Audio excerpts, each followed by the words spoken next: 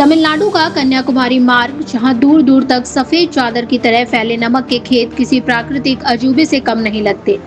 सैकड़ों बीघे में फैले ये सॉल्ट पैन न सिर्फ देश की नमक जरूरतों को पूरा करते हैं, बल्कि हजारों लोगों की रोजी रोटी का भी बड़ा सहारा है। आखिर समुद्र का खारा पानी कैसे सफेद नमक में बदल जाता है, देखिए हमारी ये खास रिपोर्ट। तमिलनाडु के दक्षिणी तटीय इलाकों, विशेषकर कन्याकुमारी रोड और उसके आसपास समुद्र के किनारे सैकड़ों बीघे में नमक उत्पादन किया जाता है। यहाँ समुद्र के पानी को विशेष तरीके से बनाए गए बड़े बड़े तालाबों यानी सॉल्ट पैन में छोड़ा जाता है। तेज धूप और समुद्री हवा के कारण पानी धीरे धीरे सूखता है और उसमें मौजूद नमक क्रिस्टल के रूप में जमने लगता है। नमक बनाने की प्रक्रिया कई चरणों में पूरी होती है। सबसे पहले समुद्र का पानी छोटे छोटे चैनलों के जरिए अलग अलग तालाबों तक पहुंचाया जाता है।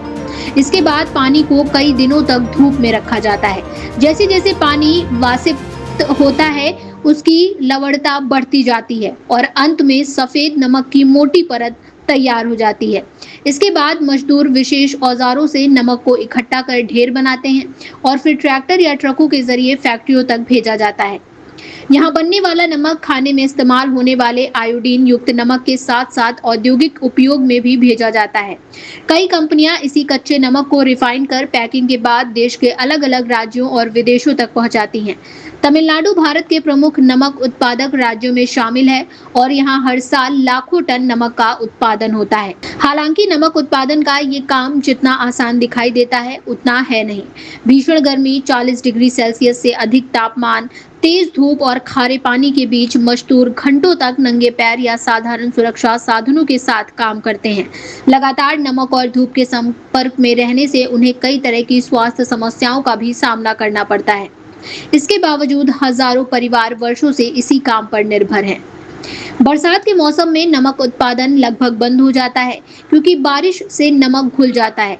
इसलिए उत्पादन का मुख्य समय गर्मियों और शुष्क मौसम में होता है।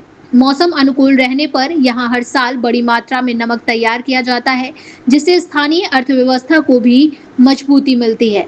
समुद्र के खारे पानी को सफेद नमक में बदलने की ये पूरी प्रक्रिया प्रकृति, मेहनत और तकनीक का शानदार संगम है। कन्याकुमारी रोड के इन विशाल नमक के खेतों में तैयार होने वाला नमक देश की रसोई से लेकर उद्योगों तक अपनी अहम भूमिका निभाता है।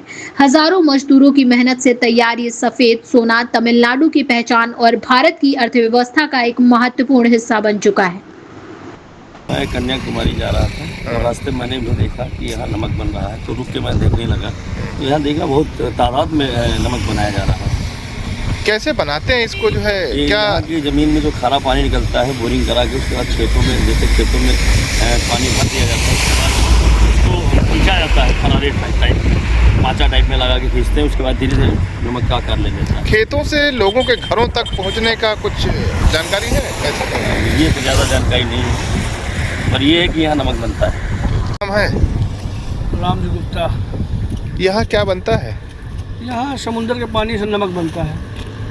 कैसे बनता है इसको, कैसे क्या करते हैं आप लोग? ये समुद्र का पानी खेत में इकट्ठा किया जाता है और इकट्ठा करके जब एक खीर हो जाता है तो उसमें नमक जो है नमक ऊपर आ जाता है, पानी नीचे सोख लेता है, तो उसी को बटोर के नमक इकट्ठा किया जाता है, फिर उसको फिल्टर करके पैक करके बेचा जाता है। काफ़ी एरिया में बनता होगा यहाँ? ये पूरे एरिया में खाली नमक ही बनता है। कौन सा क्षेत्र है ये?